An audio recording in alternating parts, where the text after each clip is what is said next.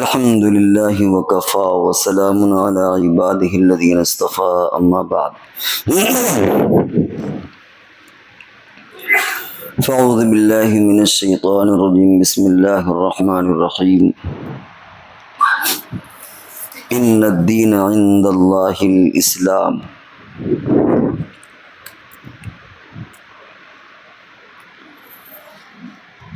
اس وقت تو جہاں دنیا میں بہت سارے فتنے پھیلے ہوئے ہیں اور خاص طور سے ہمارے ملک میں وہاں فتنہ ارتداد بھی پھیل رہا ہے۔ ارتداد سے مراد یہ ہے کہ آدمی اپنے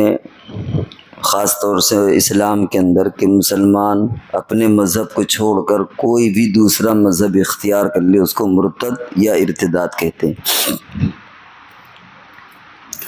اور ایسا فکری ارتداد بھی ہوتا ہے اور عملی بھی ہوتا ہے اور حقیقتاً بھی ہوتا ہے۔ حقیقتاً تو وہ ہے کہ باقاعدہ آدمی مذہب سے بیزاری کا اعلان کر دے اور کسی دوسرے مذہب کو ایکسیپٹ کر لے، تسلیم کر لے، جیسے وسیم رضوی کے بارے میں آیا اور بہت سے لوگ اس طرح کے ہوتے ہیں کہ باقاعدہ مذہب اسلام کو چھوڑ دیا اور دوسرے مذہب کو انہوں نے اختیار کر لیا۔ ایسا بہت کم ہوتا ہے۔ اور ایک ہے عملی ارتداد کے عمل کے اعتبار سے آدمی بہت کچا ہو رہا ہے یا عمل کو گرا محسوس کر رہا ہے، شریعت کے اعمال کو بھاری محسوس کرتا ہے، بوجھ محسوس کرتا ہے اور اس طرح عمل سے کتراتا ہے وہ۔ اور ایک ہے فکری ارتداد۔ فکری سے مراد یہ ہے کہ آدمی مذہب کو بھی نہیں چھوڑ رہا اور عمل بھی نہیں چھوڑ رہا، وہ عمل بھی کر رہا ہے لیکن وہ مطمئن نہیں ہے، اسے شرح صدر نہیں اپنے مذہب پر، اپنے ایمان پر، اور کبھی کبھی وہ اعتراضات بھی کر دیتا ہے۔ اس وقت سب سے زیادہ یہی صورتحال ہے، فکری ارتداد۔ اور حقیقت یہ ہے کہ ایمان سب سے قیمتی چیز ہے۔ ایک ایمان والے کے لیے اس سے قیمتی چیز کوئی دوسری ہے، نہ جان، نہ مال، نہ عزت، نہ آبرو۔ سب سے قیمتی چیز ایک ایمان والے کے لیے ایمان۔ اگر دنیا سے ایمان کے ساتھ چلا گیا تو چاہے جتنی ناکامیاں بظاہر نظر آئے وہ کامیاب ہے، اور اگر دنیا سے ایمان کے ساتھ نہیں گیا تو وہ چاہے جتنا کامیاب بظاہر نظر آئے وہ ناکام ہے۔ کہتے ہیں کہ قارون تورات کا حافظ تھا، لیکن جب زکوٰۃ کی بات آئی اور اس نے انکار کیا، مرتد ہو گیا، اللہ تعالیٰ نے زمین پر دھسا دیا۔ فخسفنا به وبداره الارض، ہم نے اس کے گھر، اس کے تمام خزانے کے ساتھ زمین میں اس کو دھسا دیا، وہ مرتد ہو گیا۔ اس لیے تمام انبیاء نے خاص طور سے ایمان کی بڑی فکر کی ہے، حالانکہ ان کا گھر ایمانی ماحول میں، ایمانی صحبت، ایمانی ماحول، ایمانی معاشرہ، لیکن اس کے باوجود تمام انبیاء نے اپنے بچوں کے تعلق سے ایمان کی بڑی فکر کی ہے۔ حالانکہ عام طور سے ہم اپنے بچوں کے تعلق سے مطمئن ہوتے ہیں کہ ہوگا کوئی، لیکن کم سے کم ہمارا گھر تو محفوظ ہے، ہمارے بچے تو محفوظ ہیں، مطمئن رہتے ہیں۔ لیکن یہ مطمئن نہ رہنے کی چیز ہے اور نہ مطمئن ہونے کی بات ہے۔ اگر یہ اتنا آسان مسئلہ ہوتا یا اتنا اہم مسئلہ نہ ہوتا تو انبیاء کرام بھی مطمئن ہوتے کہ بھائی ہمارے بچے تو وہی آنے کا مشاہدہ کرتے ہیں، ہمارے بچے تو ہمارے دن رات کی ہماری تعلیمات سے متاثر ہیں، ان کے بارے میں کسی طرح کی کوئی فکر کی ضرورت نہیں۔ لیکن آپ اگر غور کریں تو ابراہیم علیہ السلام نے وصیت کی، وَوَصَّىٰ بِهَا إِبْرَاهِيمُ بَنِيهِ وَيَعْقُوبُ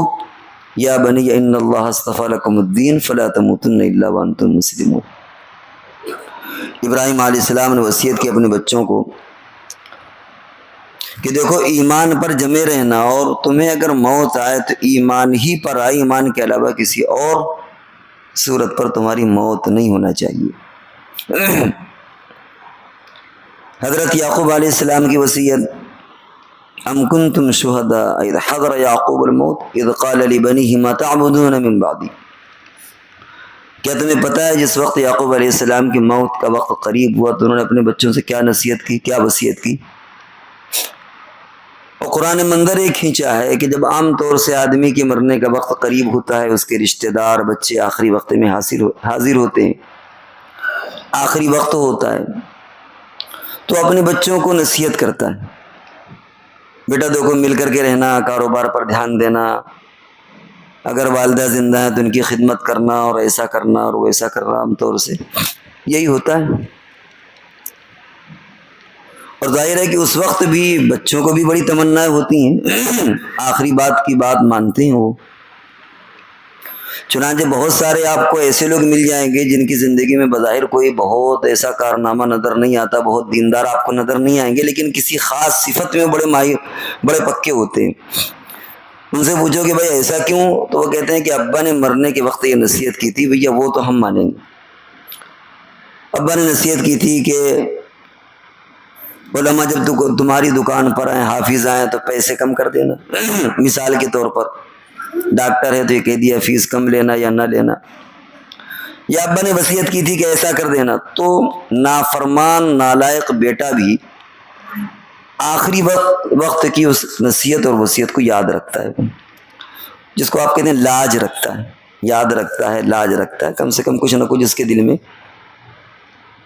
اب یعقوب علیہ السلام نے کیا نصیحت کی؟ نہیں کہ بیٹا تم بہت سارے ہو، ایسا کرنا ایسا کرنا، فرمایا ام کنتم شہداء اذ حضر یعقوب الموت، کیا تم موجود تھے یعقوب علیہ السلام نے جس وقت اپنے بچوں کو نصیحت کی؟ اذ قال لبنیہ ما تعبدون من بعدی، جب اپنے بیٹوں سے کہا کہ تم میرے مرنے کے بعد کس کی عبادت کرو گے؟ ظاہر ہے کہ وہ سب مسلمان تھے، صحابی تھے، وہ ہر نبی کے زمانے میں جو اس کے ماننے والے ہوتے ہیں، اس کو دیکھنے والے، وہ صحابی ہوتے ہیں، وہ صحابی تھے وہ۔ اور فرمایا تم کس کی عبادت کرو گے؟ سوال نشانیاں قائم کی، سوالیہ نشان قائم کیے۔ یہ نہیں کہا کہ تم عبادت کرنا یہ کرنا ہوگا، یعنی ما تعبدون من بعدی کہ کہیں ایسا تو نہیں کہ میرے مرنے کے بعد تم کہیں کسی دوسرے مذہب کی طرف چلے جاؤ یا تمہارے ذہنوں میں شکوک و شبہات پیدا ہو جائیں۔ سوالیہ نشان قائم کیا، ما تعبدون من بعدی، کیا تم میرے بعد تم کس کی عبادت کرو گے؟ ظاہر ہے کہ سوالیہ نشان کا مطلب آپ اچھی طرح سمجھ سکتے ہیں، یعنی مذہبی پر قائم رہنا۔ اذ قال لبنیہ ما تعبدون من بعدی، انہوں نے کہا قالوا نعبد الہک غیر، انہوں نے جو جواب دینا تھا جواب دیا، لیکن نصیحت کیا کی کہ کہیں ایسا نہ ہو کہ تم کسی بھی مصلحت سے، حالات سے پریشان ہو کر یا کسی بھی وجہ سے تم اپنے ایمان کا سودا کر لینا، کہیں ایسا نہ ہونے پائے۔ یوسف علیہ السلام نے دعائیں مانگی، توفنی مسلما والحقنی بالصالحین، یعنی نبی دعا مانگ رہا ہے کہ اللہ مجھے مسلمان باقی رکھیے گا، توفنی مسلمن، کہ اگر جب مجھے وفات دیجیے گا تو اے خدا، اے اللہ مجھے مسلمان ہی رکھیے گا، والحقنی بالصالحین، اور نیک لوگوں میں شامل کریے گا، کہیں ایسا نہ ہو کہ مرنے سے پہلے میں بہک جاؤں۔ یہ کون دعا مانگ رہا ہے؟ یوسف علیہ السلام۔ یہ وہ نبی ہیں کہ جن کے بارے میں ہمارا عقیدہ ہے کہ وہ گناہ بھی سرزد نہیں ہوتا ان سے، وہ معصوم ہوتے ہیں، اور انہیں اتنی فکر ہے کہ وہ اپنے ایمان کی دعا مانگ رہے ہیں کہ اللہ میاں کہیں ایسا نہ ہو کہ ادھر ادھر، بلکہ ہمارا خاتمہ ایمان پر فرمائیے۔ تو ایمان بڑی چیز ہے۔ قرآن میں فمن زحزح عن النار وادخل الجنہ فقد فاز، جو آدمی جہنم سے بچا لیا گیا، جنت میں داخل کر دیا گیا، سمجھ لو کہ اصل کامیابی اس کی ہے۔ دنیا میں پھانسی پر چڑھا دیا جائے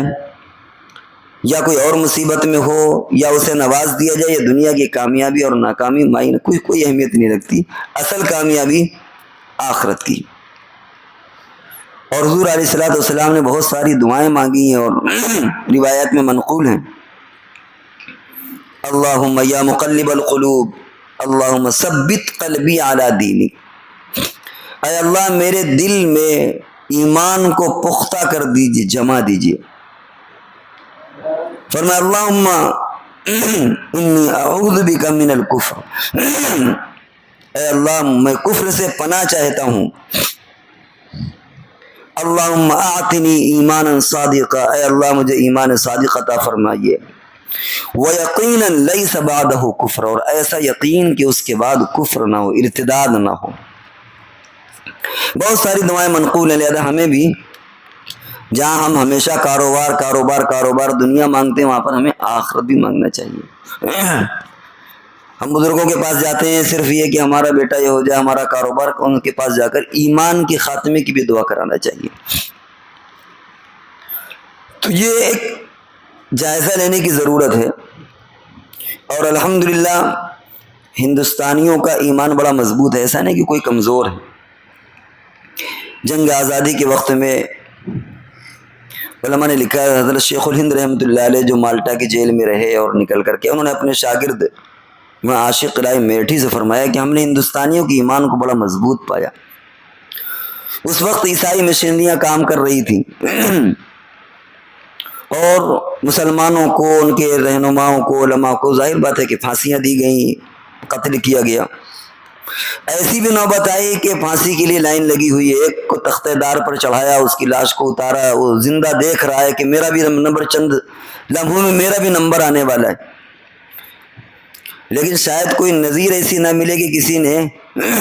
عیسائیت کو قبول کر لیا ہو کہ میں مذہب اسلام کو چھوڑتا ہوں اور میں تمہارے دھرم کو یا تمہارے مذہب کو اپناتا ہوں۔ ایک بھی مثال شاید مسلمانوں کی نہ ملی، الحمدللہ۔ لیکن اس کے ساتھ ساتھ جو صورتحال ہے، چونکہ فکری ارتداد کی بات چل رہی ہے، فکری ارتداد سے مراد ہے کہ ہمیں شرع صدر نہ ہو یا ہمیں اسلامی چیزوں پر اعتراض ہو، اس لیے جائزے کی ضرورت ہے، محاسبے کی بھی ضرورت ہے کہ کہیں ایسا نہ ہو کہ ہماری آنے والی نسلیں کسی طرح اس کا شکار ہو جائیں۔ اور ظاہر بات ہے کہ جو جو قیامت قریب آئے گی، آزمائشیں بڑھتی جائیں گی، اسی اعتبار سے ہماری نیکیوں کا گراف بھی بڑھے گا، آزمائشیں بھی بڑھے گی، اور اللہ تعالیٰ تھوڑے پر بھی راضی ہو جاتے ہیں۔ جب آزمائشیں سخت ہوتی ہیں تو اللہ تعالیٰ تھوڑے پر بھی راضی ہو جاتے ہیں۔ حدیث میں باقاعدہ حضور صلی اللہ علیہ وسلم نے فرمایا صحابہ اکرام سے کہ اگر تم دین کے 10 حصوں میں 9 حصے پر عمل کرو اور ایک حصہ تم سے چھوٹ جائے تو تمہارا بیڑا غرق ہو جائے گا، تم ہلاک ہو جاؤ گے، برباد ہو جاؤ گے۔ اور ایک وقت ایسا آئے گا کہ اگر وہ ایک حصے پر عمل کر لیں اور 9 حصہ ان سے مس ہو جائے، رہ جائے، تب بھی وہ کامیاب ہو جائیں گے۔ یہ کیوں؟ اس لیے کہ وہ زمانہ سخت ہوگا۔ تو زمانہ سخت ہے، اللہ تعالیٰ تھوڑے سے راضی ہو جائیں گے، ہم تھوڑے عمل سے راضی ہو جائیں گے، لیکن بہرحال اپنے آپ کو بچانے کی اور مضبوط رکھنے کی ضرورت ہے، کیونکہ جو زمانہ آئے قیامت کے قریب ہو رہا ہے، فتنے ایسے اتر رہے ہیں جیسے تسبیح کے دانے بکھر جاتے ہیں نا، تسبیح جب ٹوٹ جاتی ہے تو سر سر سر تو ایک دانے بکھر جاتے ہیں۔ رات کی تاریکی جس طریقے سے دیہاتوں میں کبھی آپ نے مشاہدہ کیا، اور رات کی تاریکی وہ ایسے جیسے رات کے ٹکڑے طے بتے اتر رہے ہیں، اس طریقے سے فتنے کقطع بادروا بالاعمال فتنا کقطع من اللیل، حدیث میں آتا ہے کہ ان فتنوں سے پہلے عمل میں جلدی کر لو جو رات کے ٹکڑوں کی طرح ہوں گے۔ ایک اور حدیث میں آیا ہے کہ جیسے چٹائی بنی جاتی ہے نا، ایک چٹائی بنی گئی، جو لوگ بنتے ہیں وہ کیا کرتے ہیں، دوسری لگا دیتے ہیں اس میں۔ اب تو مشینری دور ہے، مشینوں سے بنی جاتی ہیں، لیکن جب ہاتھوں سے بنی جاتی تھیں، آج بھی جہاں بنی جاتی ہیں، وہ ایک ختم ہوئی دوسری لگا دیا۔ اسی طرح ایک فتنہ ختم نہیں ہوتا دوسرا آ جاتا ہے، ایک ختم نہیں ہوتا دوسرا آ جاتا ہے۔ اور فرمایا یصبح الرجل مؤمنا ویمسی کافرا، اور یمسی کافرا ویصبح مؤمنا، یبیع دینہ بعرض من الدنیا، صبح ایک آدمی مومن ہوگا، شام کو کافر ہو جائے گا، صبح کافر ہوگا، شام کو۔ یہ صبح سے مراد یہی کوئی 24 گھنٹے مراد نہیں، بلکہ مراد ہے کہ ابھی کچھ تو کچھ، آج کچھ کیفیت کل کچھ کیفیت، آج کل کے کیفیت کل کچھ کیفیت، اور یہ سب آج اس وقت مشاہدے میں ساری چیزیں۔ اور انسان دنیا کے لیے اپنے دین کو بیچ دے گا، ذرا سے مال اور لالچ کے لیے اپنے دین کا سودا کر دے گا۔ اب آئیے جو بہت دیر سے بات چلے گی فکری ارتداد، کیونکہ ظاہر بات ہے کہ آدمی اعلان نہیں کرتا کہ بھائی دیکھو میں اپنے مذہب کو، اللہ ماشاء اللہ، اللہ نہ کرے کوئی ایسا کرے، لیکن جس چیز کا فتنہ ہے، جس چیز کا خوف ہے، اور جس چیز کو اپنے اور اپنے بچوں کو سمجھانے کی ضرورت ہے، وہ یہ ہے کہ جو فکری اعتبار سے یا شرع صدر نہ ہونے کے اعتبار سے جو اسلام پر کبھی کبھی اعتراض ہو جاتا ہے، اس تعلق سے اپنے آپ کو سمجھانے کی ضرورت ہے۔ عام طور سے ہمارے یہی ہوتا ہے کہ بھائی کوئی اعلان کر دے کہ میں عیسائی ہوتا ہوں یا اسلام کو چھوڑتا ہوں، نعوذ باللہ، یا غیر مسلم بن جاتا ہوں، تو ہمارے یہاں یہ کہ بھائی وہ ہندو بن گیا، وہ عیسائی بن گیا، وہ یہودی بن گیا، وہ فلاں بن گیا، اس نے مذہب کو چھوڑ دیا، وہ بتوں کی پوجا کرنے لگا، وہ یہ کرنے لگا۔ عام طور سے ہمارے معاشرے میں ایسا بہت کم ہوتا ہے، لاکھوں کیا کروڑوں میں ایسا ہوتا ہے۔ ہو کیا رہا ہے جس سے اپنے آپ کو بچانے کی ضرورت ہے؟ اسلام پر اعتراضات، اس کے لیے پورا سوشل میڈیا لگا ہوا ہے، اس ملک میں بھی دوسرے ملکوں میں بھی، اور کسی طریقے سے آپ کے ذہنوں میں اسلامی مسائل، اسلامی احکام، اس تعلق سے کہیں نہ کہیں دھیرے دھیرے شبہات پیدا کیے جا رہے ہیں۔ مثال کے طور پر اسلام میں عورتوں کو حقوق کم دیے گئے، یہ کم دیا گیا، یہ کم دیا گیا، ترکہ کم ہے، اور بس ایک چیز پھونک دی گئی، بھائی عورتوں کو یہ کم ہے۔ دیت کے تعلق سے بھی، دیت کہتے ہیں اگر کسی نے کسی کی جان لے لی، اسلامی حکومتوں میں ہوتا تھا تو مرد کی الگ ہے، عورتوں کی کہیں نہ کہیں تھوڑا سا فرق ہے، جیسے غلاموں میں اور آزاد میں فرق ہے، عورت اور مرد میں کہیں نہ کہیں فرق کیا گیا مسائل میں۔ عورتوں کی 2 گواہی، مردوں کی 1 گواہی، ہر چیز کا جواب موجود ہے، لیکن بظاہر اس گہرائی میں ہر بندہ پہنچا ہوا نہیں ہوتا۔ اب اس سے کہہ دیا گیا کہ صاحب دیکھیں کوئی مذہب ہے، 1 مرد 2 عورتوں کے برابر، قرآن میں ایک مرد کی گواہی، 2 عورتوں کی گواہی 1 مرد کے برابر ہے، تو صاحب دیکھیں عورتوں کو ابھی کیوں ہے، اس میں کیا عورتوں کی بھلائی ہے، کتنی حکمتیں، شاید معلوم ہونے کے بعد آدمی بلیوں اچھلے کودے خوشی منائے کہ واہ اسلام کے اندر اتنی حکمتیں، عورت کے بوجھ کو کم کر دیا گیا، عورت اکیلے کیسے کچہری جائے گی، کیسے الگ جائے گی، ہو سکتا ہے بھول جائے، اسے مدد کی وغیرہ وغیرہ وغیرہ بہت ساری۔ لیکن بظاہر ذہن میں کیا ہے کہ صاحب 1 مرد کے مقابلے میں 2 عورتیں، اس کا مطلب عورت کے کو اکرام کو کم کیا گیا۔ اسی طرح کہ عورتوں کی حق تلفی کی گئی حقوق کے تعلق سے۔ کئی ہوتا ہے کہ عورتوں کو میراث کم کیوں دی گئی، برابر دینا چاہیے، للذکر مثل حظ الانثیین، مردوں کو ڈبل، عورتوں کو سنگل، یہ کون سی بات ہوئی؟ اور کچھ اس کے الٹ کہتے ہیں کہ صاحب عورتوں کو دیا ہی کیوں گیا، جب اسلام کہتا ہے عورتوں پر کوئی معاش کا بوجھ نہیں ہے، اس کے ذمہ کوئی خرچے نہیں ہے، اس کو کمانا نہیں ہے، بچوں کی میں اس کو کچھ خرچ نہیں کرنا، سب کچھ اس کا بچنا، تو یہ کون سی بات ہوئی صاحب، عورتوں کو دینے کی کیا ضرورت تھی، خالی مردوں کو دینا چاہیے۔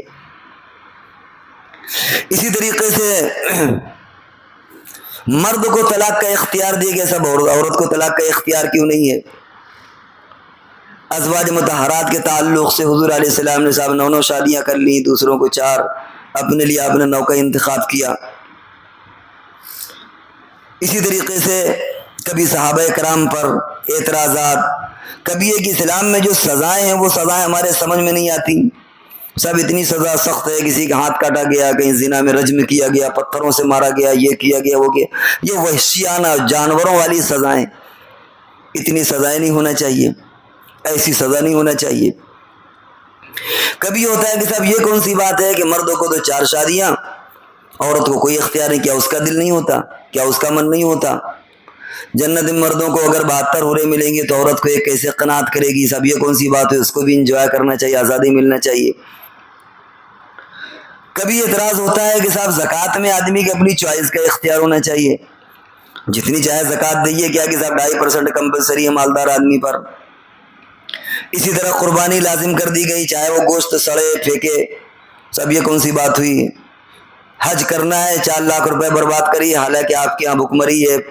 پریشانی ہے، مسلمان معاشی اعتبار سے کمزور ہیں، لیکن صاحب آپ کو اللہ نے دولت دی ہے تو حج کرنا ہے، صاحب یہ باتیں سمجھ میں نہیں آتی، بہت زیادہ ایسا لگتا ہے کہ جیسے پیسہ خرچ ہو رہا ہے۔ اس طرح کے بہت سارے شبہات پیدا کیے جا رہے ہیں، اور اگر آدمی علماء سے مربوط نہیں ہے تو وہ دھیرے دھیرے شبہات بڑھتے رہتے ہیں، اور پھر بعد میں وہ بدزن ہونے لگتا ہے۔ یہ ہے فکری ارتداد جس کی آج امت لپیٹ میں آ رہی ہے، لوگوں کی طرف سے، میڈیا کی طرف سے، دوسرے لوگوں کی طرف سے یہ باتیں کہی جا رہی ہیں، اور ہم جانے انجانے ان چیزوں میں کبھی کبھی ہمارے ذہن میں چیزیں آتی ہیں، اسٹرائک کرتی ہیں، اگر ہم نے کسی عالم سے اس کو نہیں سمجھا اس کا کیا مطلب ہے، ایسا کیا ہے، تو وہ دھیرے وہ چیزیں ہمیں آج کے دور میں اس طرح کی ارتداد سے بچنے کی ضرورت ہے۔ اب یہ کہ اس سے کیسے بچا جائے، اپنے آنے والی نسلوں کو ہم کیسے بچائیں، وہ انشاءاللہ اگلے ہفتوں میں اس پر روشنی ڈالی جائے گی کہ ہم کس طرح بچیں اور اپنے آنے والے نسلوں کو بچائیں۔ اللہ تبارک و تعالی ہم سب کو ان فتنوں سے بچنے کی توفیق عطا فرمائے۔